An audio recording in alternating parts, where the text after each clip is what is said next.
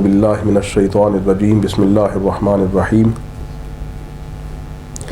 الا ان اولیاء اللہ لا خوف علیہم ولا هم يحزنون صدق اللہ مولانا العظیم الصلاة والسلام علیک یا سیدی یا رسول اللہ وعلا آلک واصحابک یا حبیب اللہ الصلاة والسلام علیک یا سیدی یا رسول اللہ وعلا آلک واصحابک یا حبیب اللہ الصلاة والسلام علیک یا سیدی یا رسول اللہ وعلا آلک واصحابک یا حبیب اللہ۔ صدر گرامی قدر حضور قبلہ والد گرامی دامت برکاتہ القدسیہ معزز سادات کرام سامعین کرام، گزشتہ کلاس سے جو کلاس کا مضمون ہے، سبجیکٹ ہے، وہ یہ ہے جیسا کہ آپ کو پتہ ہے والی بغداد شہنشاہ جیلان کا کرامات کا ذکر اس ضمن میں کہ یہ نبی پاک علیہ السلام کے کس معجزے کا فیضان ہے۔ اصل میں کوئی معجزہ میریکل وہ نبی کے شان حقانیت بتانے کے لیے ہوتا ہے۔ جو نبی کے ماننے والے ہوتے ہیں معجزہ ان کے لیے اولاً نہیں ہوتا۔ معجزے کا ظہور اس وقت ضروری ہو جاتا ہے جس وقت انکار کرنے والا انکار کرے اور نبی اس کے سامنے دعویٰ کرے کہ میں اللہ کا سچا بندہ ہوں اور میری حقانیت کی دلیل یہ ہے کہ میں وہ کام کر کے دکھاؤں گا کہ پھر تمہیں کہوں گا ایسا کر کے دکھاؤ، اور اپنے کام کے کرنے سے پہلے اس بات کی گارنٹی دوں گا کہ جیسا میں کر سکتا ہوں ویسا میرا منکر نہیں کر سکتا۔ جو کام میں کر سکتا ہوں میرا منکر نہیں کر سکے گا۔ اس کا نام ہے معجزہ۔ اس کے اندر دعویٰ نبوت اور تحدی، چیلنج، یہ دونوں باتیں ضروری ہیں معجزے کے اندر، کہ منکر کے لیے نبی یہ پہلے بتا دیتا ہے جیسا کام میں کر کے دکھا سکتا ہوں ایسا میرا منکر نہیں کر سکے گا، اور جاؤ اپنے مددگار لے آؤ۔ یہی وجہ کہ ہم کہتے ہیں کہ معجزہ نبی کے ایک فعل کا نام ہے، نبی کی ایک صفت کا نام ہے۔ تو اگر نبی کی ایک صفت کے برابر ایک صفت کی مثل غیر نبی نہیں لا سکتا تو نبی کی ذات جیسا کون لا سکتا ہے؟ خود نبی جیسا کون ہو سکتا ہے؟ تو نبی کا معجزہ، معجزہ کہتے ہی عاجز کر دینے کو ہے، عاجز کر دینا۔ جو عاجز نہ کر سکے وہ معجزہ نہیں ہے، جو معجزہ نہ دکھا سکے وہ نبی نہیں ہے۔ یعنی نبی اپنے دعویٰ نبوت کے ساتھ ہی یہ بات واضح کر رہا ہوتا ہے کہ ہے کوئی میرے جیسا۔ تو جو نبی کی مثلیت کی طرف دعوت دیتا ہو کہ نبی جیسے ہی ہیں سارے، وہ کیا نبی کے معجزے کو ماننے والا بندہ ہوگا؟ تو جو نبی کے معجزے کو نہیں مانتا وہ نبی کی نبوت کو کیا مانے گا؟ کیونکہ معجزہ دراصل صدق رسالت اور صدق نبوت کی دلیل ہوا کرتا ہے۔ تو اگر دلیل کو آپ نہیں مانتے تو مدلول کو کیا مانیں گے؟ سمجھے بات کو؟ اب پھر کرامت جو ہے، میں کہتا ہوں کہ کرامت اسی رنگ اور اسی فیض میں ہے، تو سوال یہ پیدا ہوتا ہے کہ آپ تو کہتے ہیں کہ نبی کا غیر وہ کام کر کے دکھا ہی نہیں سکتا جو نبی کر کے دکھا سکتا ہے، تو پھر کرامت کا ظہور اسی فیض میں کیسے، اسی رنگ میں کیسے ہوگا؟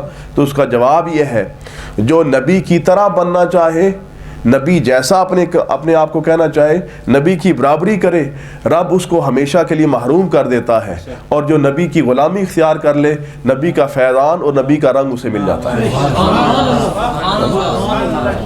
یعنی نبی کی بارگاہ میں غلام بن کے حاضر ہو تو سب کچھ ہے، نبی کی بارگاہ میں اکڑ کر بندہ جائے تو کچھ بھی نہیں ہے۔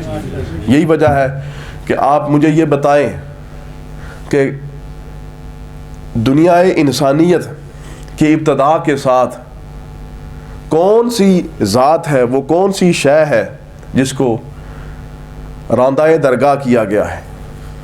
وہ شیطان ہے، اور شیطان نے نبی کے ساتھ کندھا برابر کرنا چاہا کہ میں اس سے افضل ہوں، میں اس سے اعلیٰ ہوں۔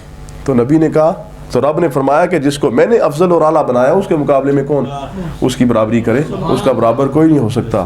حالانکہ شیطان دعویٰ کر رہا ہے کہ مجھے آگ سے پیدا کیا ہے، اس کو مٹی سے پیدا کیا ہے، میری اس کی برابری کیسے ہو سکتی ہے؟ رب نے کہا ہم نے افضل کر دیا، بنا دیا، اس کے سامنے جھکنا پڑے گا۔ تو نبی کی بارگاہ میں غلامی کے ساتھ حاضری، یہ عزتوں کا سبب ہے. نبی کی بارگاہ کی غلامی عزت دینے والی چیز ہے. نبی کی بارگاہ میں برابری یہ ذلیل کرنے والی چیز ہے. اس لیے نبی کی بارگاہ میں کبھی برابری نہیں تلاش کرنی, اپنی عظمت نہیں تلاش کر میں کتنا بڑا ہوں, میں نبی جیسا ہوں کہ نہیں. نبی کی بارگاہ میں غلامی, اور غلامی کا فیضان یہ ہے کہ آپ دیکھیں گے پھر جو سرکار کے سچے غلام ہیں اللہ کی بارگاہ سے ان کو کیسے کیسے فیض ہوتے ہیں. تو پچھلے سبقوں میں ہم نے نبی پاک علیہ السلام کے معجزات بیان کیے اور حضرت والی بغداد کی کرامات, اس کا رنگ آپ کو دکھایا.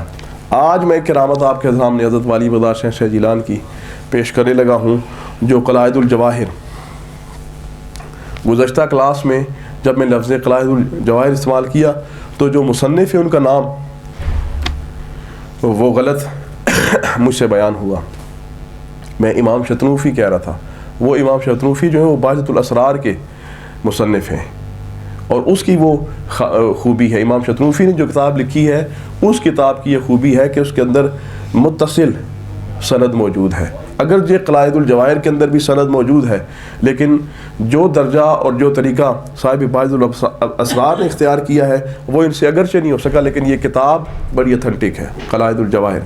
اس کتاب کے اندر انہوں نے صفحہ نمبر 107 کے اوپر جو مؤلف ہیں قلائد الجواہر کے حضرت شیخ محمد بن یحییٰ تازفی, انہوں نے خوبصورت ایک آپ کی کرامت بیان کی ہے. صفحہ نمبر 107 پر حضرت ابو العباس احمد بن محمد الکرشی, یہ حضرت والی بغداد شہنشاہ جیلان کے خادم تھے, اور والی بغداد شہنشاہ جیلان کے کچن کی بھی خدمت کرتے تھے, اور والی بغداد شہنشاہ جیلان کے جو سواری تھی اس کی بھی دیکھ بھال یہی کیا کرتے تھے.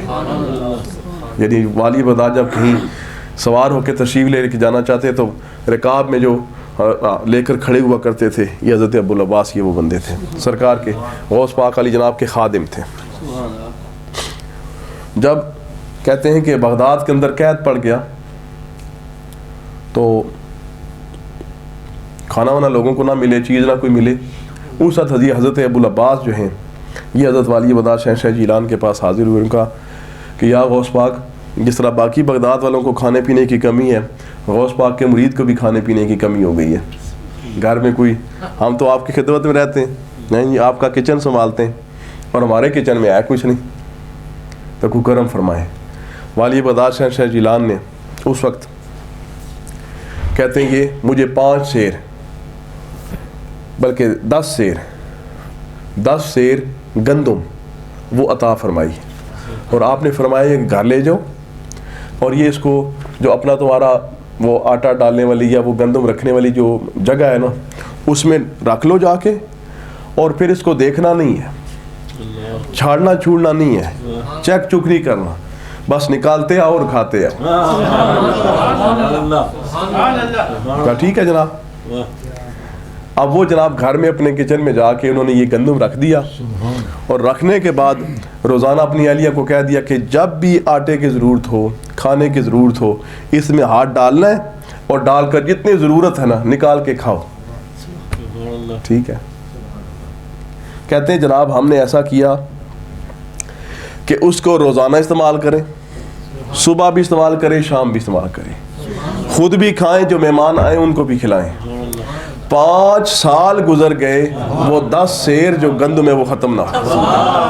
نعرہ تکبیر, نعرہ رسالت, نعرہ حیدری, نعرہ غوثیہ, فیضان مفکر اسلام.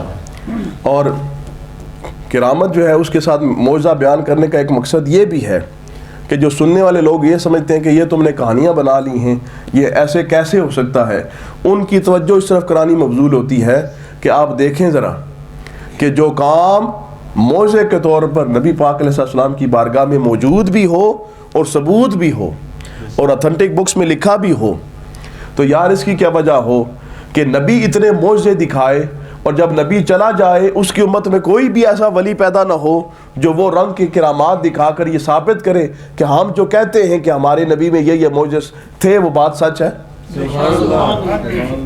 سمجھ آ رہی ہے بات کہ نہیں؟ اب اگر میں معجزہ بیان کروں، نبی پاک صلی اللہ علیہ وسلم کی بارگاہ میں ایک خادم آیا اور سرکار کی خدمت کرتا رہا، 10 سال گزارے، کہنے لگا یا رسول اللہ دعا فرمائیں۔ سرکار نے دعا فرما دی۔ جب دعا فرمائی تو اس خادم کے جو باغ ہے، اس باغ میں پھل 2 دفعہ لگا کرے سال میں۔ لوگوں کا پھل 1 دفعہ لگتا تھا، ان کے باغ میں پھل 2 دفعہ لگتے تھے۔ کہا کہ اللہ تیرے مال میں بھی برکت دے، اللہ تعالیٰ تیری اولاد میں بھی برکت دے۔ مال میں ایسی برکت ہوئی، لوگوں کے باغ اس سال میں 1 دفعہ پھل دیں، ان کے باغ 2 دفعہ پھل دیں۔ اور پھر اولاد ایسی ہوئی کہ غالباً 75 بیٹے اور 25 بیٹیاں۔ حضرت انس بن مالک رضی اللہ عنہ۔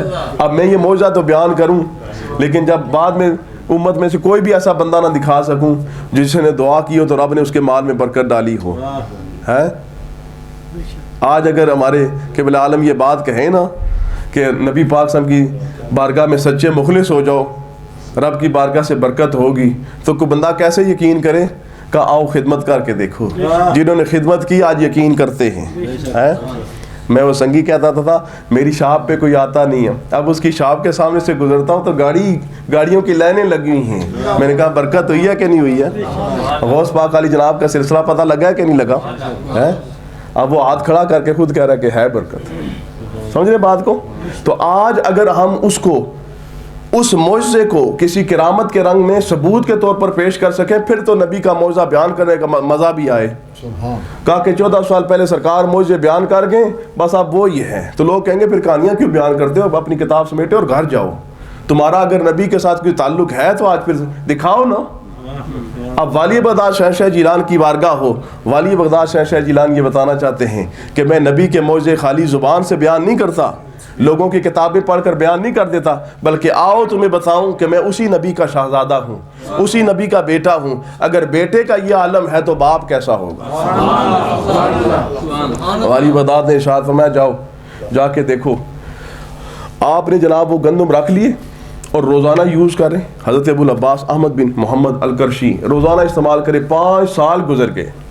5 سال کے بعد ان کی اہلیہ کہتی ہیں یہ کیا چیز ہے، پیچھے کوئی غار تو نہیں ہے کہ کام آتا ہی جا رہا ہے؟ وہ 10 سیر گندم تھے، 1 دن 2 دن 4 مہینہ 2 مہینے سال چلے، یہ 5 سال سے انہوں نے نکالا اور نکال کے چھنڈا، اس کو چھنڈ کے واپس دیکھا یہ تو اسی طرح 10 سیر ہی ہیں، پورے کے پورے 10 سیر جتنے دیے تھے اتنا پورا۔ انہوں نے پھر بار کے واپس رکھا، ان کا اب کام چلے گا۔ اب حضرت والی بغداد کی بارگاہ میں آئے، غوث پاک نے کہا تمہاری بیوی نے یار وہ سارا معاملہ جو کھول کھال کے سامنے کر دیا ہے، جو باتیں غیب کی ہوتی ہیں اس میں کس نے تمہیں کہا کہ سر دیا کرو؟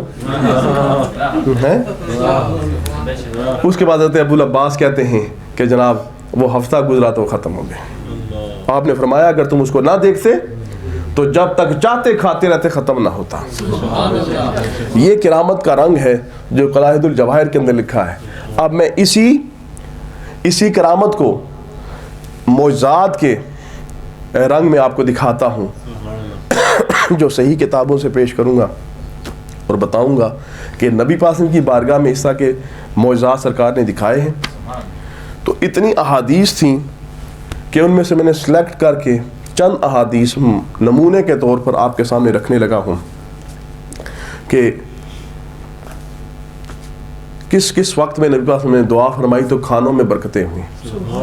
ایک بہت مشہور حدیث جو میں نے آپ کو بار بار سنائی ہے اور انشاءاللہ میں امید کرتا ہوں کہ اب آپ کو وہ زبانی یاد ہو چکی ہونی چاہیے، جو حضرت جابر بن عبداللہ انصاری والی حدیث ہے، جو اتنی مرتبہ بیان کی گئی ہے کہ اب کسی کو وہ بھولے گی نہیں کہ جو غزوہ خندق کے موقع پر جب 3 دن تک نبی پاک صلی اللہ علیہ وسلم نے کچھ نہیں کھایا ہوا تھا، انہوں نے دیکھا کہ نبی پاک علیہ السلام بھی اسی طرح بھوک و پیاس کاٹ رہے ہیں جس طرح ہم کاٹ رہے ہیں۔ تو حضرت جابر بن عبداللہ انصاری نے اپنے گھر میں وہ دعوت تیار کی، سرکار کو بلایا، 10 بندوں سے کم کی دعوت تھی، سرکار نبی پاک صلی اللہ علیہ وسلم کو بلایا، سرکار نے پورے لشکر کو ہی بلا لیا، لشکر کو لے کے ان کے گھر چلے گئے اور جا کر ان کے کھانے میں دعا فرمائی۔ کھانے میں دعا فرمانے کے بعد وہ 10 بندوں کا جو کھانا تھا وہ 1000 آدمی نے کھایا۔ اور حضرت جابر بن عبداللہ انصاری فرماتے ہیں کہ جب 1000 بندہ وہ کھانا کھا چکا تو مجھے نہیں سمجھ آتی تھی کہ کھانا پہلے زیادہ تھا یا اب زیادہ ہے. یہ حدیث میں نے آپ کو بار بار سنائی ہے، اس لیے اب میں اس حدیث کو نہیں سنا رہا. چند اور احادیث اور پھر 2 حدیثیں بالکل اس فیشن کی ہیں جو بھی میں نے والی بغداد کی کرامات بیان کی ہیں. پہلی حدیث بیان کرنے لگا ہوں کہ حضرت جابر بن عبداللہ انصاری رضی اللہ تعالیٰ عنہ ہی یہی صحابی ہیں. کہتے ہیں توفا ابی و علیہ دین، کہ حضرت جابر کہتے ہیں میرے والد عبداللہ وہ جب فوت ہوئے تو ان کے اوپر بہت سارا قرض تھا، ان کے اوپر بہت سارا قرض تھا. فعرضت علی غرمائہ ان یأخذوا التمر بما علیہ، میں ان قرض خواہوں کے پاس حاضر ہوا اور میں نے کہا یہ میرا باغ ہے، اس پر کھجوریں لگی ہوئی ہیں، یار تم اپنے اپنے قرض کے مطابق جتنا تمہارا قیمت بنتی ہے نا اتنی قیمت لگا کر یہ ڈیٹس اتار لو اور اپنے پیسے پورے کر لو. تو فابوا، انہوں نے کہا اپنا باغ پہلے دیکھ اور ہمارا قرض دیکھ. ایک بندے کا قرض پورا نہیں ہوگا تو تیرا 10 دفعہ باغ جو ہے وہ ہمیں اتارنا پڑے گا. تیرا باغ اس قابل ہی نہیں ہے کہ ہمارے قرض اتار سکیں. فابوا فاتیت النبی صلی اللہ علیہ وسلم، تو میں سرکار کی بارگاہ میں حاضر ہوا. یہ بخاری شریف کی حدیث ہے. حضرت جابر کہتے ہیں میں نبی پاسم کی بارگاہ میں حاضر ہو گیا، اتارنا قرض ہے اور آ گیا سرکار کی بارگاہ میں. سمجھے؟ ہاں سمجھ آئی بات؟ رپھڑ پڑ گیا نا. اب پیسے ہیں، پیسوں کی بات ہے. نبی پاک علیہ السلام دنیا میں پیسے بانٹنے کے لیے تو نہیں نہ آئے تھے، بانٹتے ہیں دیتے ہیں، پر سرکار کا مقصد اور منشا اور مشن تو یہ نہیں ہے نا. اب یہ مقصد سرکار کا ہے ہی نہیں ہے. پیسے اس نے لیے ہیں، لیے اس سے ہیں، دینے اس نے ہیں. نبی پاک کی کیا بات ہے. اب صحابی یہ سمجھتا ہے رپھڑ پڑ گیا ہے، مشکل پڑ گئی ہے، آؤ شہ مشکل کشا کے پاس چلے. جو مشکل کشا کا بھی آقا لگتا ہے نا، آؤ اس کی بارگاہ میں چلے. اب میں اس وقت میں یہ آپ سے سوال کروں گا، مشکل پڑی صحابی کو مسجد نبی پاس ہی تھی، نفل پڑھ کے اللہ کو نہیں کہا میرا مسئلہ حل فرما. اب صحابی کی جو اللہ سے قربت ہے وہ میری اور آپ کی ہے. ہم اللہ کے اتنے قریب ہیں جتنے اللہ کے نبی کا صحابی ہے. اس کا مطلب ہے وہ یہ بات سمجھتا ہے کہ نبی کی بارگاہ میں حاضر ہونا دراصل اللہ کی بارگاہ میں حاضر ہونا ہے. بخدا خدا کا یہی ہے در، نہیں اور کوئی مفر مکر، جو وہاں سے ہو یہیں آ کے ہو، جو یہاں نہیں تو وہاں نہیں. سمجھے؟ اگر خدا سے کچھ مانگنا چاہتے ہو جس کی شان یہ ہے وما ینطق عن الہوی ان ہوا الا وحی یوحا، جو بات کرتا ہے تو بات اس وقت کرتا ہے جب رب کہتا ہے، اس سے جا کر بات کرتے ہیں. نبی پاک کی بارگاہ میں حاضر ہوئے. فقلت، اب میں نے عرض کیا، قد علمت ان والدی استشہد یوم احد وترک دینا کثیرا وانی احب ان یراک الغرماء. یا رسول اللہ، آپ کو علم ہے، آپ جانتے ہیں کہ میرے والد گرامی یوم احد، جنگ احد میں، بیٹل آف احد میں شہید ہو گئے تھے. تو یا رسول اللہ یہ بھی بات آپ کو پتا ہے کہ انہوں نے بہت سارا قرض، ڈیٹ کہنا چاہیے، وہ ڈیٹ میں تھے، ہے جی، بہت سارے پیسے انہوں نے دینے تھے، نہیں دے سکے. تو میں یہ چاہتا ہوں کہ آپ سے میں کچھ اور مانگتا نہیں ہوں، صرف اتنا مہربانی فرما دیں، یہ جو قرض خواہ لوگ ہیں نا جن کے ہم نے پیسے دینے ہیں واپس، ذرا ان کو ایک دفعہ آپ دیکھ دیں، ذرا ان کی طرف ایک دفعہ توجہ فرما دیں. وَإِنِّي أُحِبُّ أَن يَرَاكَ، آپ ذرا دیکھیں تو صحیح ان کو، یہ مجھے آنکھیں نکالتے ہیں. اپنے پیرو مرشد کے بعد بندہ جا کہتا ہے تکو جی تسانے ہونے ہو، یہ بھی کی اکھیاں کٹ رہے ہیں. اب یہ بالکل وہی جملہ حضرت جابر کا کہ یا رسول اللہ آپ ذرا کرم فرمائیں، ان کو دیکھیں، یہ مجھے آنکھیں نکالتے ہیں. صرف ان کو ایک دفعہ توجہ فرما دیں کہ یہ مجھے اس طرح تنگ نہ کریں، باقی میں کچھ کروں گا. نبی پاک نے فرمایا فقال لی، سرکار نے مجھے ارشاد فرمایا، میرے لیے ارشاد فرمایا، کیا؟ اذهب فبادر، جا اور جا کر اپنے باغ میں جو کھجوریں ہیں نا ان کو اتار کے ان کے ڈھیر بنا. ان کے ڈھیر بنا. فبیدر کل تمر علی ناحیۃ، اور تو ایسا کر ڈھیر بنا اور ڈھیر لگا کے ایک طرف رکھتا جا. ففعلت، حضرت جابر کہتے ہیں میں نے ایسے کیا. اس کے بعد سرکار کی بارگاہ میں جا کے سرکار کو عرض کیا کہ یا رسول اللہ تشریف لائیں. فلما نظروا الیہ کأنہم اغروا بی تلک الساعۃ، جب وہ میں نے ان قرض خواہوں کو بھی بلا لیا اور کھجوروں کے ڈھیر بھی لگا لیے، میں نے کہا آؤ اب. لیکن کہتے ہیں جس وقت وہ قرض جن کا ہم نے لیا ہوا تھا وہ کھڑے ہوئے نا میرے باغ میں، اور میں نے ڈھیر لگائے ہوئے تھوڑے چھوٹے چھوٹے. اب وہ میرے ڈھیروں کو دیکھ کر بڑی طبیعت ان کی عجیب سی ہے. اتنے میں سرکار آ گئے. جب سرکار آ گئے تو انہوں نے کیا کیا، اس وقت اغرو بھی بڑا جناب اس وقت رولا ڈالنا شروع کر دیا. آئے بندہ جسے تنگ نہیں کرتا، تنگ کرنا شروع کر دیا سرکار کو دیکھ کرنا کہ اب سرکار آئیں گے کچھ بات فرمائیں گے تو ہمیں بات اونچی نیچی کرنی پڑ جائے گی، ہمیں پیسے کہیں معاف نہ کرنے پڑ جائیں. سرکار کہیں تو کیا پتا ہم ٹلنا پڑے.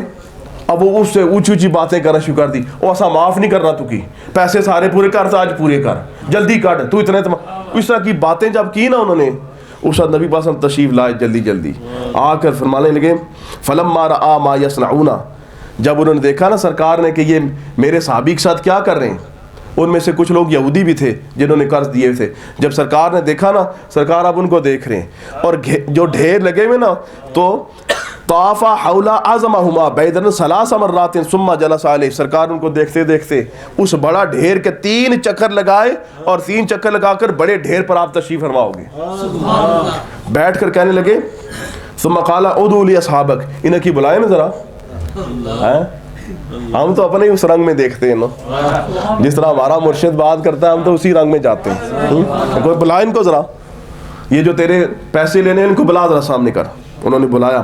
فما زال یکیل لهم حتى ادى الله عن والدی امانته. نبی پاس میں فرمایا کہ یہ جس ڈھیر پر میں بیٹھا ہوا نا، اس ڈھیر سے کھجوریں نکال کے ان کو دیتا جا، ان کو دیتا جا، اور سب کو کیا اپنے اپنے وزن کرو اور جتنی تمہاری قیمت بنتی ہے اس قیمت کی کھجوریں لے کے چلے جاؤ. حضرت جابر کہتے ہیں کہ ہم نے وزن کرنا شروع کیا اور دینا شروع کیا اسی ڈھیر سے جس ڈھیر پر نبی وسلم تشریف فرما تھے. کہتے ہیں کہ میں نے وزن کر کے دینا شروع کر دیا، حتیٰ کہ اللہ تعالیٰ نے میرا وہ سارا قرض اتار دیا جس کا انہوں نے رشوہ ڈالا ہوا تھا. اور اسی ایک ڈھیر سے ابھی باقی ڈھیر لگے ہوئے ہیں، کھجوروں کے باقی ڈھیر لگے، ایک ہی ڈھیر جس پر سرکار بیٹھے ہوئے ہیں، اوپر چادر پڑی ہوئی ہے اور میں نیچے سے نکال کے دیتا جا رہا ہوں. سارے قرض اتار دیے، سارے پیسے دے دیے، اور وہ ڈھیر اسی طرح ہی ہے. تو میں نے کہا وَأَنَا أَرْضَى أَن يُؤَدِّ اللَّهُ أَمَانَتَ وَالِدِي وَلَا أَرْجِعُ إِلَىٰ إِخْوَتِي بِتَمْرَةٍ. جب کہتے ہیں جب پہلے بات ہوئی نا، جب میں نے ڈھیر لگائے تو میں سوچنے لگا کہ یہ جتنا میں نے سارا باغ ہی اتار دیا ہے، اب سرکار بھی آئیں گے تو میرا سارا یہ مال بھی پورا چلا جائے گا، اور میرا پتہ نہیں کوئی مال باقی بچے گا بھی کہ نہیں. اپنے لیے نہیں بچے گا تو میری اتنی بہنیں ہیں، ان کو میں کیا دوں گا، ان کو کیا حصہ اس میں سے جائے گا. میرے باپ کا یہ باغ ہے، اس سے مجھے ملا ہے، اس میں بہنوں کا بھی حصہ ہے، پتہ نہیں اب. لیکن اگر میرا قرض اتر جائے نا، میرے والد صاحب قیامت میں سرخرو رہیں کہ اب ان کا قرض کوئی نہیں. میرے دل میں یہ سوچا تھا بس یہ ہو جائے تو کافی ہے، یہی ہو جائے تو کافی ہے. لیکن جس وقت ہم نے دیکھا کہ سارے قرض بھی اتر گئے، سب کچھ بھی ہو گیا، اور جب سرکار اٹھے، سرکار کا دیکھ تو صحیح ذرا، تو دیکھا وہ ڈھیر بھی اسی طرح تھا جس طرح کے سرکار کے بیٹھنے سے پہلے تھا.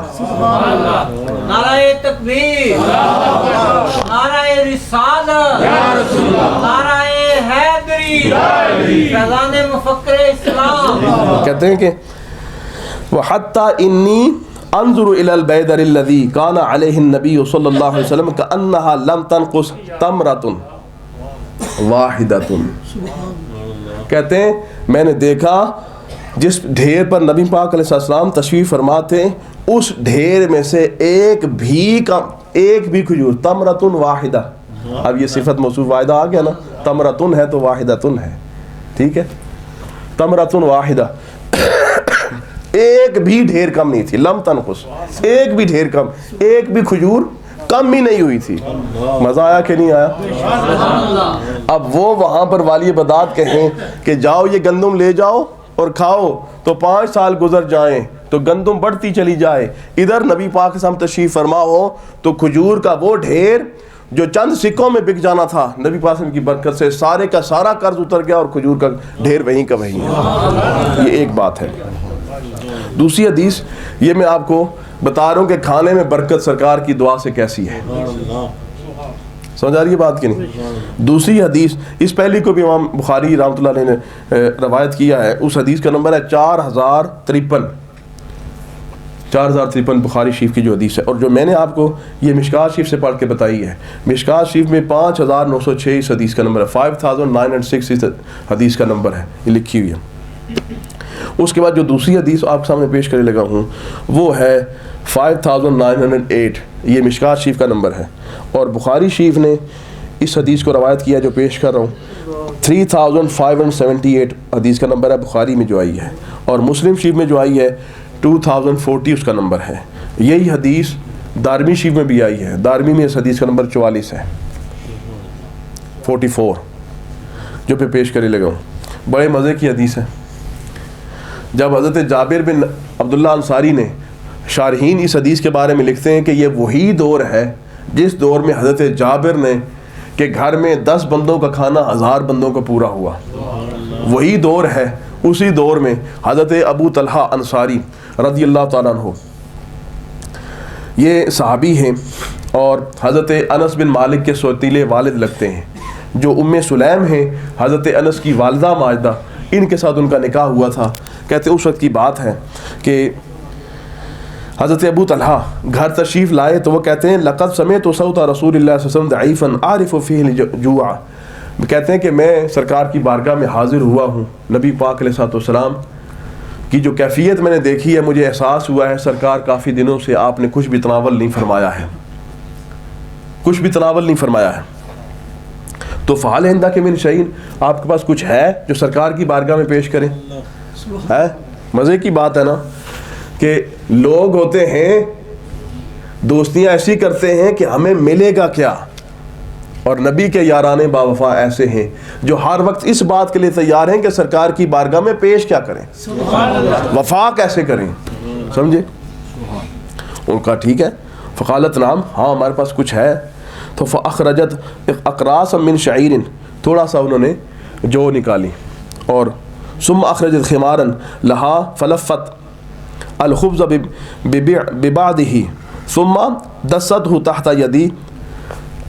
حضرت ام سلیم جو ہیں انہوں نے تھوڑا سا وہ آٹا گوندھ کے روٹیاں شوٹیاں بنائیں. روٹیاں بنا کے حضرت انس کہتے ہیں کہ وہ تھوڑی سی روٹی بنا کر حضرت ام سلیم نے مجھے دی. وہ پہلے وہ کپڑے میں باندھ کی، وہ کپڑے میں باندھ کرنے کے بعد اس کپڑے کے اوپر ایسے میرے ہاتھ میں دے کے تحت یدی، ہاتھ میں مجھے روٹیاں وہ پہلے بند کر کے پھر میرے ہاتھ کے نیچے ڈال کر اوپر سے ایک اور کپڑا ڈال کے چھپا کے مجھے سرکار کی بارگاہ میں بھیجا کہ اس وقت اور بھی بہت سارے لوگ جنہوں نے کھانا نہیں کھایا ہوا، تو ایسا کر چھپکے سے جا کے سرکار کو پیش کرو کہ یا رسول اللہ آپ کے لیے کھانا ہے، تاکہ سرکار تو کھانا کھائیں باقی دیکھا جائے گا. ثم ارسلتنی الی رسول اللہ صلی اللہ علیہ وسلم، پھر مجھے سرکار کی بارگاہ میں بھیج دیا. فضبت بھی، میں وہ کھانا لے کر سرکار کی بارگاہ میں حاضر ہوا تو فوجدت رسول اللہ صلی اللہ علیہ وسلم فی المسجد ومعه الناس فسلمت علیہم. میں نے دیکھا نبی پاک صلی اللہ علیہ وسلم مسجد میں تشریف فرمائے، مسجد میں تشریف فرمائے اور آپ کے ساتھ لوگ بھی بیٹھے ہوئے. میں نے ان کو سلام کیا. جب میں نے سلام کیا، اگلی بات سننے والی ہے دوستو، نوٹ کرو اس حدیث کا نمبر میں نے آپ کو بتا دیا ہے.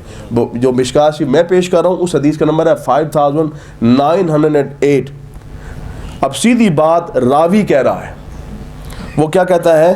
جب میں سرکار کی بارگاہ میں حاضر ہوا تو فقال لی رسول اللہ صلی اللہ علیہ وسلم، سرکار نے میرے لیے مجھے ارشاد فرمایا، کیا ارسلک ابو طلحہ، تجھے ابو طلحہ نے بھیجا ہے؟ قلت نعم، جی یا رسول اللہ مجھے سرکار انہوں نے بھیجا ہے. قال بطعام، کھانا دے کر بھیجا ہے.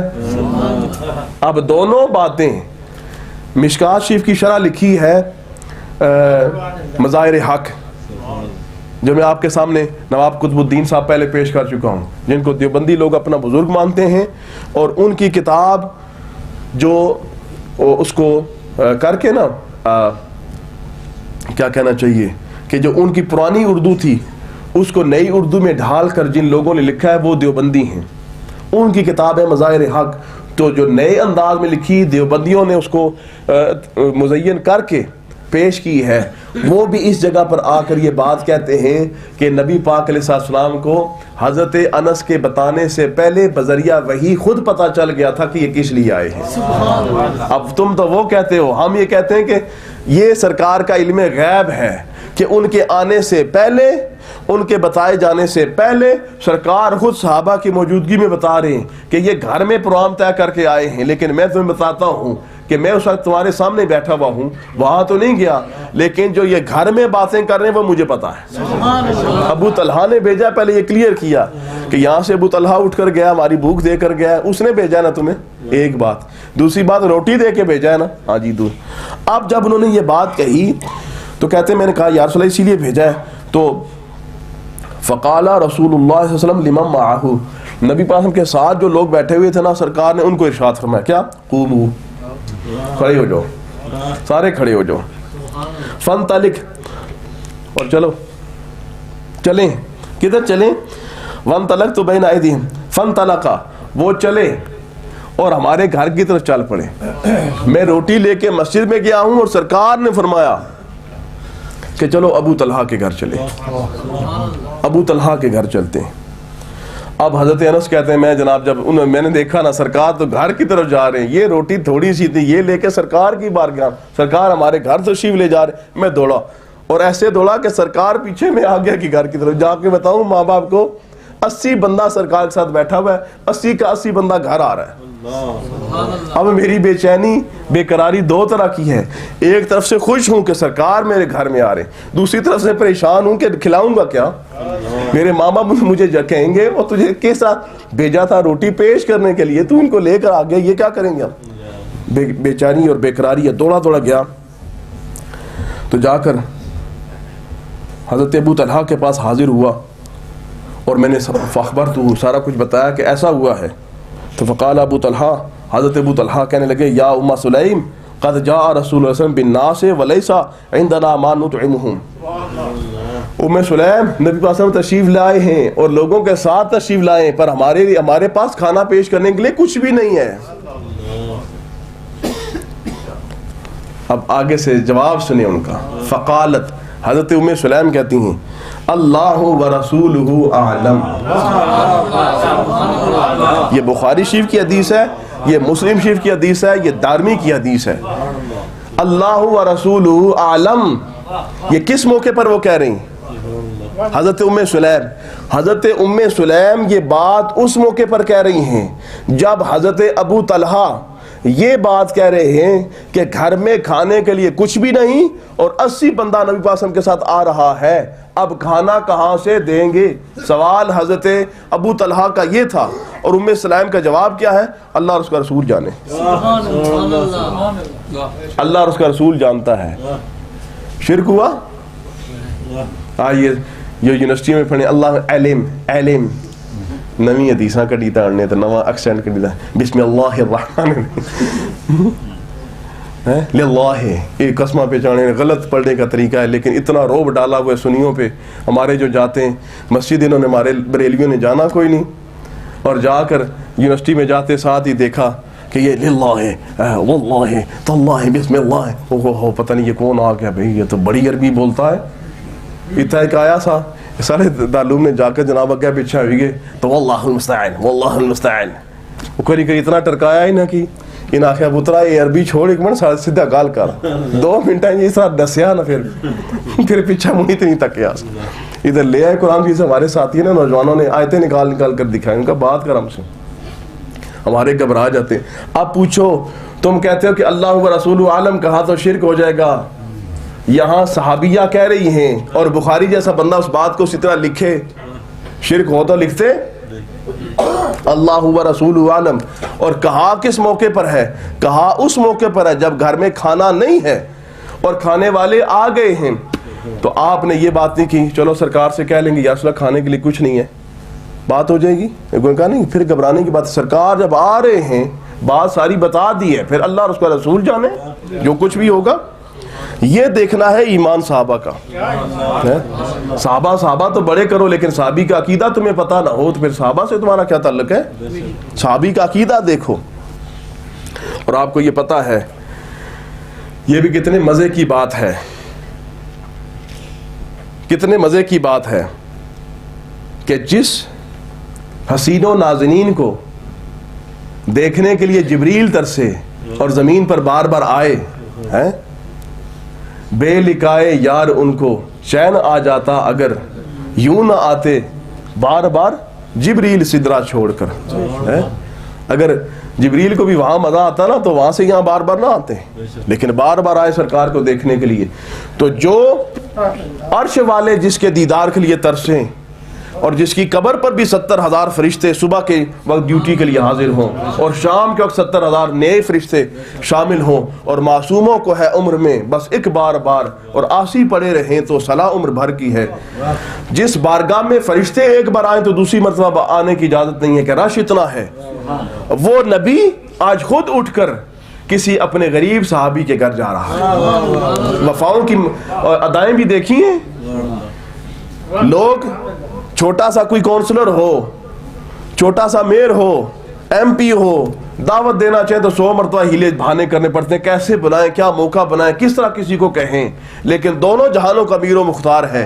اس نے دیکھا کہ ایک گھر ایسا ہے کہ جس میں میری محبت کی تڑپ ایسی ہے کہ میں مسجد میں اپنے دوستوں کے ساتھ بھوکا لیٹا ہوا ہوں, تو میری بھوک اور پیاس وہ اپنے گھر میں محسوس کر رہے ہیں. یار ایسے محبت والے لوگوں کو آج نوازوں کیوں نہ, جن کی محبتیں سچی ہوتی ہیں ان کے گھروں میں رسول تشریف لایا کرتے ہیں. نعرہ تکبیر, نعرہ رسالت, نعرہ حیدری, فیضان مفکر اسلام. نبی پاسم کا خود تشریف لے کے جانا یہ بہت بڑی بات ہے, اور یہ کسی بادشاہ کو نصیب نہیں ہوا, کسی فرما روا کو نصیب نہیں ہوا, کسی کنگ کو ایسا نصیب نہیں ہوا کہ اس نے سرکار کو دعوت نہ دی ہو تو سرکار چلے گی ہوں. یہ مدینے کا ایک مسکین اور غریب گھر ہے کہ جس میں کھانے کے لیے روٹی نہیں ہے, اس میں نبی سارے جہانوں کا سردار اور نبی الانبیاء خود تشریف لے جا رہے ہیں, اور نہ صرف خود جا رہے ہیں بلکہ دوستوں کو لے کر جا رہے ہیں. جب حضرت انس کہتے ہیں میں گھر پہنچا, حضرت ابو طلحہ کو جا کر یہ بات کہی, اس وقت حضرت ابو طلحہ اسی محبت اور بے قراری میں وہ باہر نکل کر سرکار کے استقبال کے لیے حاضر ہوئے, تشریف لے کر گئے. جب وہاں پر گئے اس وقت نبی پاک علیہ السلام حضرت ابو طلحہ کے ساتھ تشریف لے جاتے اور ان کے گھر میں جا کے تشریف فرما ہوتے ہیں, بیٹھتے ہیں. اس کے بعد نبی پاک نے فرمایا حلم یا ام سلیم ما عندک, تمہارے پاس کیا کھانے والا, لاؤ لے آؤ. فاتت بذالک الخبز, وہ جو روٹی تھی نا وہ پیش کر. سبحان اللہ, جو روٹی تھی سرکار کے سامنے لا کر, یا رسول اللہ میرے پاس تو کل کمائی یہی ہے, جو کچھ ہے وہ یہ ہے. تو فامر بہ رسول اللہ صلی اللہ علیہ وسلم, نبی پاک کے سامنے فرمایا کہ اب ایسا کرو, اس کو پکاؤ, اس کو رکھو سامنے. رکھا گیا. پھر اس کے بعد حضرت جو ام سلیم ہیں ان کے پاس ایک چھوٹا سا پیالہ ہے جس میں کچھ گھی ہے. وعصرت ام سلیم عقتہ, وہ جو تھا نا چھوٹا سا پیالہ کپی سی, اس میں جو گھی پڑا ہوا تھا نا وہ حضرت ام سلیم نے نکالا اور نکال کر سرکار کے سامنے رکھا. اب وہ جو گھی ہے وہ سالن کے طور پر اور جو روٹی ہے وہ روٹی کے طور پر وہ پیش ہوا, وہ سرکار کی بارگاہ میں پیش ہوا. ثم قال رسول اللہ صلی اللہ علیہ وسلم فیہ ما شاء اللہ ان یقول, یہ جملہ سارے ساتھی نوٹ کرو اور اس بات کو سمجھو. Many people ask you کہ have you got any evidence that you should put something in front of you like food or anything to eat and then you should recite something and you can recite something or this is good to recite something. They ask you and they say, not only ask you, they say this is bid'ah to recite Quran Majid when you puts food in front of you. This is a bid'ah. This is from the India and Pakistan. Only people of India, Pakistan, they are doing this bid'ah. Okay, they put food in front of them and they start reciting Quran Majid. This is the bid'ah. You don't have any evidence. You must quote this hadith to those people.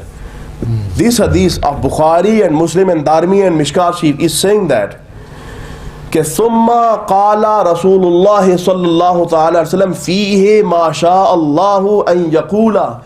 When Hazrat Sulaim put the food in front of the holy Prophet صلی اللہ علیہ وسلم, then Nabi Pak علیہ السلام said, recited something, whatever Allah Ta'ala commanded. کھانا سامنے رکھ کر نبی پاک صلی اللہ علیہ وسلم recited something, ماشاء اللہ, جو رب نے چاہا, یعنی سرکار نے کچھ پڑھا. He recited something. میں اپنے جو ہمارے پیچھے نوجوان بیٹھے ہوئے نا, ان سے گزارش کروں گا کہ ان کو کہیں اب میں انگلش بول رہا ہوں. یہ خاص کر چودھری افتخار صاحب, ان سے گزارش کروں گا اگر ان پیچھے ہیں تو یہ پیچھے ینگسٹر بیٹھے ہوئے نا, ان کو کہیں آگے آ کے بیٹھے, کیونکہ آپ لوگ تو میری طرف دیکھ رہے ہوتے ہیں نا, میں آپ سب کی طرف دیکھ رہا ہوتا ہوں.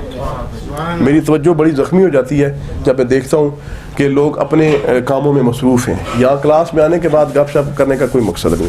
جو کلاس میں آیا ہوا ہے وہ پڑھنے کے لیے آئے. آپ تو سمجھتے ہیں شاید.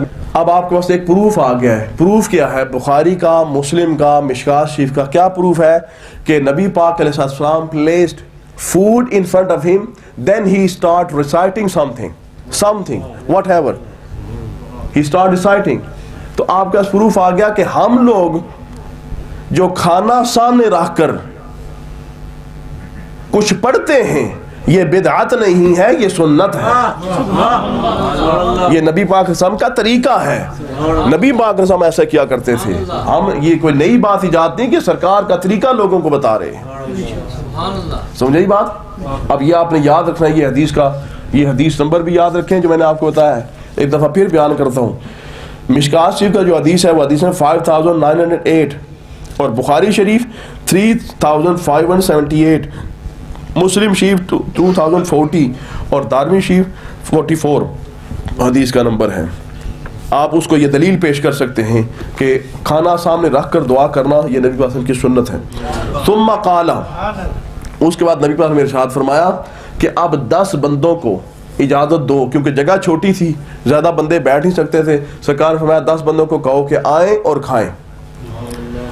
تو فاذن لهم, 10 بندوں کو اجازت دی. فاکلوا حتی شبعوا, انہوں نے کھایا حتیٰ کہ رج کے کھایا. 10 بندے انہوں نے رج کے کھایا. ثم خرجوا, پھر وہ نکلے.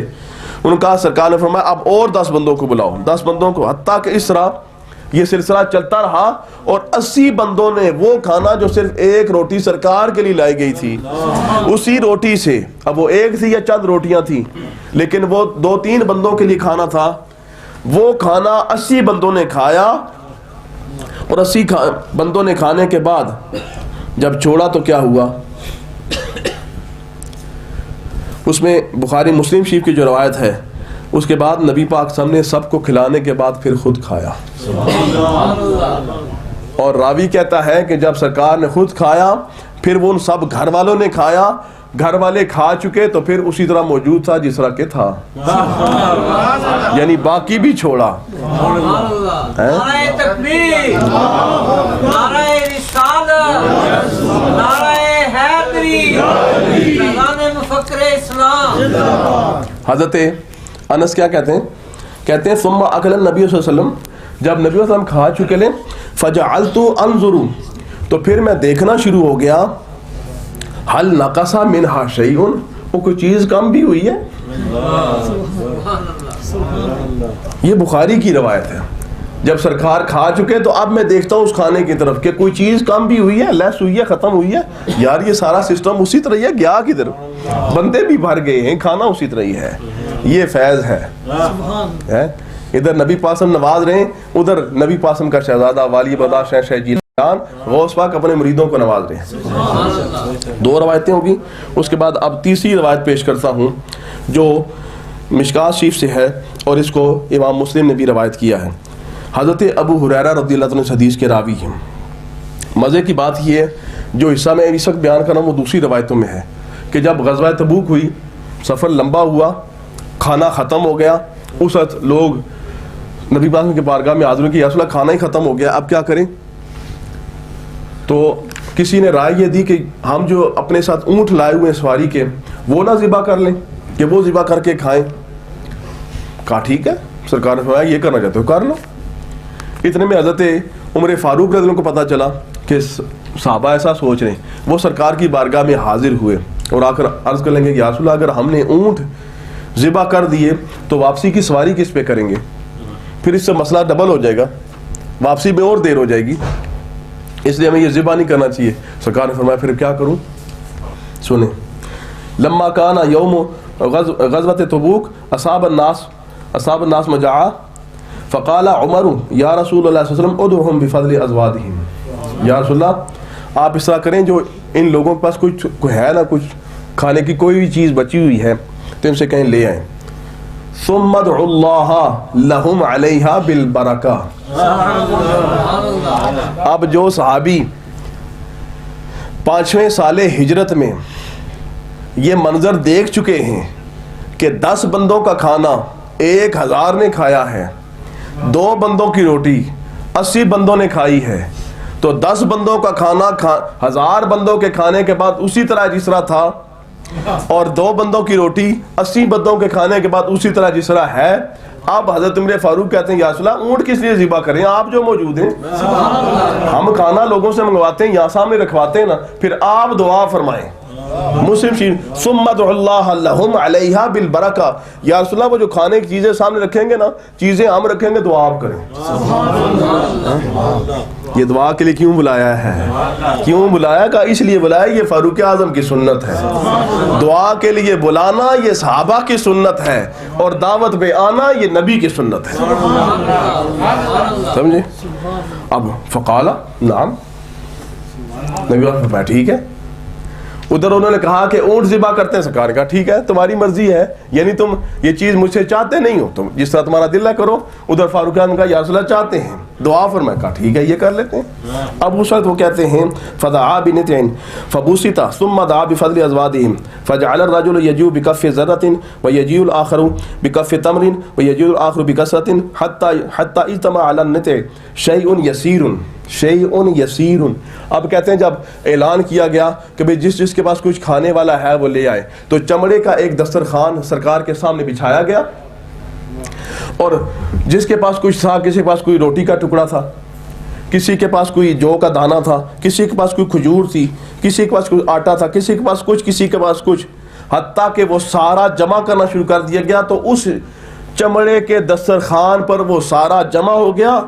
شیء یسیر، تھوڑی سی شے، بڑا تھوڑا سا کھانا اکٹھا ہوا. اب سرکار کے سامنے ایک دسترخوان ہو، اور غزوہ تبوک میں بندے پتہ ہے کتنے تھے جو ساتھ گئے تھے؟ شارحین نے لکھا ہے کم و بیش 1,00,000 بندہ تھا. 100,000 لڑنے والے بندے تھے جو گئے تھے غزوہ تبوک میں، 1,00,000 بندہ کم و بیش.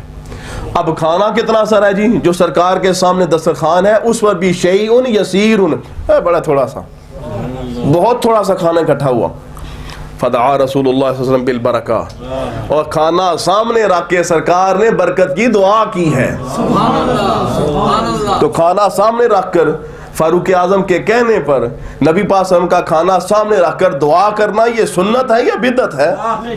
تو جو بدعت کے ہم کہیں گے تو سب سے بڑا بدعتی ہے جو نبی پاک علیہ السلام کے فعل کو اور آپ کے کام کو بھی بدعت سمجھتا ہے. Do you understand that? Yes? Here Nabi Pak alayhi salam, what they did, everyone they brought their food in front of Nabi Pak alayhi salam. They put the food in front of the Holy Prophet sallallahu alaihi wasallam. And then فَدَعَا رَسُولُ اللَّهِ صَلَّى اللَّهُ عَلَيْهِ وَسَلَّمَ بِالْبَرَكَةِ. Then Nabi Pak start praying for the barakat when food was in front of him. So is this sunnat or bidat? Yes? کوئی کام بھی جو نبی نے کیا ہو اس کو سنت کہیں گے نا. بدعت تو وہ ہوتی ہے جو نئی چیز ہو تو تم کہتے ہو یہ بدعت ہے. تو جو کام نبی نے کیا ہو اس کو بدعت کہنا اور اس کے مذاق بنانا اور اس کی ہنسی کرنا کہ یہ مولویوں نے کوئی نیا طریقہ نکالا ہے, یہ صوفیوں نے نیا طریقہ نکالا ہے, اپنے کھانے پینے کے چکر ہیں. یہ نبی پاسم کی اداؤں کو تمہارا یہ معیار ہے؟ اگر تم نبی کے سچے غلام ہو تو نبی کی ایک ادا تو ایسی عظیم ہوتی ہے کہ مولا کائنات شیر خدا حضرت حیدر کرار علیہ السلام کرم اللہ تعالی وجہ الکریم ایک جگہ سے گزر رہے ہیں، تو گزرتے لوگوں نے دیکھا کہ ایک جب کر کے آپ نے ایک ٹہنی کو، ایک برانچ آف ٹری، اس کو پکڑا، اس کو نیچے کیا اور سارا اپنا نیچے کر کے ایسے گزر گئے. لوگوں نے کہا یہ کیا کیا ہے؟ اتنا اوپر تھا، آپ ویسے ہی گزر سکتے تھے، آپ نے اس کو پکڑا، نیچے کیا، پھر اپنا سارا ایسے کیا، پھر گزرے، یہ کیا کیا آپ نے؟ کہا کہ جب میرے آقا مولا صلی اللہ تعالی وسلم یہاں سے گزرے تھے، اس وقت جب آپ گزرے تو آپ کا سارے اسٹینڈنگ کو لگ رہا تھا، نبی ایسے سر نیچے کر کے یہاں سے گزرے تھے. کہاں سے؟ کہا جہاں سے نبی کا سر نیچے ہو کے گزرا ہو، علی کا سر سیدھا ہو کے نہیں گزرے گا. سمجھ آئی بات کہ نہیں؟ تو نبی کی سنت تو ایسی ہے کہ مولا کائنات شیر خدا جیسا بندہ جو یہ سنتیں، یہ کوئی سنتیں واجبہ تو نہیں تھی، ضروری قسم کی سنت تو نہیں تھی. اگر وہاں سے ویسے بھی گزر جاتے تو کوئی دین میں فرق پڑنا تھا؟ نہیں. لیکن حضرت مولا کائنات نے کیا بتایا کہ میں نبی کی اس محبت کے اس منزل پر فائز ہوں جہاں سے میں یہ دیکھتا ہوں کہ جیسے میرا نبی گزرا ہے ویسے میں گزروں گا. تو سنت تو اتنی قیمتی چیز ہے، اور تم لوگ نبی کے ایک کام کو آج بدعت کر کے لوگوں کو یہ بتا رہے ہو کتنا ظلم ہے، کتنی زیادتی ہے. اب سرکار نے کھانا سامنے رکھا اور اس کے بعد دعا فرمائی، ثم قال خذوا فی اوعیتکم. اب سرکار نے فرمایا یہ کھانے کی دعا کر دی، بھی کھانا تمہارے سامنے ہے. کھانا زیادہ نہیں ہوا، مقدار میں اتنا ہی نظر آ رہا ہے، اسی طرح پڑا ہوا ہے. سرکار نے فرمایا کہ اب اپنے اپنے برتن بھرو، اپنے اپنے کھانے کی چیزوں میں ڈالو، اور جتنا تم ڈال سکتے ہو ڈالو. حتی ما ترکوا فی العسکر وعاء الا ملؤوہ. کہتے ہیں کہ 1,00,000 بندہ ہے، میں بتا چکا ہوں کم و بیش. کہتے ہیں کہ حتی ما ترکوا فی العسکر وعاء الا ملؤوہ. اب لشکر کا کوئی ایسا بندہ نہیں تھا جس کا برتن ہو اور اس نے برتن اپنا اس فوڈ سے بھرا نہ ہو. یہ برتن بھرنے والا کام بھی بولے برتن بھرے، فاکلوا، پھر کھایا. برتن بھرے، برتن بھرنے کے بعد اس کے بعد کھایا. لیکن کھایا بھی کیسے؟ کہا یار بھوک لگی ہے ہی کچھ نہیں. حتیٰ شبیو، حتیٰ کہ رج کے کھایا. جب رج کے کھا چکے، وہ فضلت فضلتن، اس کے بعد 1,00,000 بندے نے کم و بیش وہ کھانا لیا بھی، برتن بھی بھرے، خود بھی کھایا. پتہ یہ چلا اگر برتن بھرے تو پھر 1,00,000 بندے نے کا کھانا تو نہیں نہ ہوا ہوگا. جب برتن بھرے جاتے ہیں تو پھر ہاں 50-10 تو نہیں جانا نا، فیملی کے لیے لے کے جا رہا ہوں. کہنے میں آیا سا اور رجا، اس کا مطلب 1,00,000 بندہ تو کھا کے 1,00,000 بندے کا سامان تو پیدا ہوا، پھر برتنوں میں بھرا. تو بقول ہمارے حاجی صاحب کے وہ 4-5 بندوں کے لیے اگر پوری فیملی کے لیے لیا ہے تو 4-5 لاکھ بندوں کا سامان تو ہو گیا. یہ سارا کرنے کے بعد بچا نا. اب نبی پاک نے کیا کیا؟ نبی پاک علیہ السلام فقال رسول اللہ صلی اللہ علیہ وسلم اشہد ان لا الہ الا اللہ وانی رسول اللہ. سرکار نے اپنا یہ معجزہ دیکھ کر خود کلمہ شہادت پڑھ کر کہا میں اللہ کا رسول ہوں. مطلب یہ کہ یہ میری وجہ سے ہوا ہے. اور پھر آپ نے یہ کلمہ پڑھ کر اسے فرمایا لا یلقى اللہ بہما عبد غیر شاک فیحجب عن الجنہ. کہا کہ جو بندہ یہ کلمہ پڑھے اور اس کلمے پر خوش رہے تو مرنے کے بعد اس کے درمیان اور جنت کے درمیان کوئی پردہ نہیں رہے گا. ہے جی. اب وقت جو ہے اصل میں ختم ہو رہا ہے، ختم ہی ہو گیا بلکہ زیادہ ہو گیا ہے. لیکن میں سمجھتا ہوں کہ یہ مضمون اگر پورا ہو جائے تو اچھی بات ہے. محسراً اب وہ بات بالکل ایک بین ہی ایک منظر آپ کو حدیثیں تو اس کے بعد 2 پیش کرنی تھی، لیکن ایک ہی حدیث پیش کر رہا ہوں اور پھر بات ختم کرتا ہوں. یہ حدیث بھی مشکات شریف کی ہے اور ترمذی شریف کی ہے. مشکات شریف کی حدیث ہے 5933 حدیث کا نمبر ہے، اور جو ترمذی شریف حدیث ہے وہ 3839 حدیث کا نمبر ہے. اس کے اندر حضرت ابو ہریرہ رضی اللہ عنہ روایت کرتے ہیں، کہتے ہیں قال اتیت النبی صلی اللہ علیہ وسلم بتمرات، میں نے ان کی بارگاہ میں حاضر ہوں. حضرت ابو ہریرہ کہتے ہیں میں سرکار کی بارگاہ میں حاضر ہوا. میں نے اولاً حضرت غوث پاک کی کرامت بیان کی تھی. وہ کرامت کیا تھی کہ غوث پاک کا مرید ہے جو آپ کا خادم ہے، آپ کے کچن میں بھی کام وہ کرتے ہیں، یعنی آپ کے لانگری بھی ہیں اور آپ کی یہ دیکھیں حضرت ابو ہریرہ ہیں رضی اللہ تعالیٰ عنہ، وہ کہتے ہیں کہ میں کچھ کھجوریں لے کے بتمرات، تھوڑی سی کھجوریں لے کر سرکار کی بارگاہ میں حاضر ہوا، فقلت یا رسول اللہ صلی اللہ علیہ وسلم، یہ اصحاب صفہ میں سے تھے حضرت ابو ہریرہ، جو گھر بار چھوڑ کر سرکار کی اس صفہ اکیڈمی کے اسٹوڈنٹ تھے، وہاں پڑھا کرتے تھے، وہیں رہتے تھے، اب نہ گھر ہے نہ باہر ہے، نہ لینا ہے نہ دینا ہے، تو تھوڑی سی کھجوریں تھیں، کہا یا رسول اللہ میرے پاس یہ کھجوریں ہیں، تو ادعو اللہ فیہن بالبرکہ، سبحان اللہ، کتنی حدیثیں چاہیے یار تمہیں، ادعو اللہ فیہن بالبرکہ، ان میں برکت کے لیے دعا فرمائیں، برکت نہیں ہوتی تو دعا کے لیے کیوں کہا ہے، اور اگر نہیں ہوتی تو سرکار فرماتے ہیں یہ کیا شرک کر رہے ہو بھائی، سرکار نے کہا ادھر لے آؤ، فضمہن، سرکار نے کہا ادھر لے آؤ، اپنے سامنے رکھی، ثم دعا لی فیہن بالبرکہ، سامنے رکھ کے میرے لیے دعا فرمائے کہ اللہ اس میں برکت عطا فرمائے۔ اس کے بعد سرکار نے فرمایا خذہن فاجعلہن فی مزودک، اب یہ لے لے اور اپنے اس بکسے میں، اپنے اس باکس میں، اپنے اس بیگ میں اس کو رکھ لے، اور کلما، اب حضرت ابو ہریرہ کہتے ہیں سرکار کی جو نصیحت تھی کہا یہ رکھ لے اپنے بیگ میں اور کھاتا جا، کھول کے دیکھنا نہیں اندر معاملہ کیا ہے، کھاتا جا، وہ کہا ٹھیک ہے۔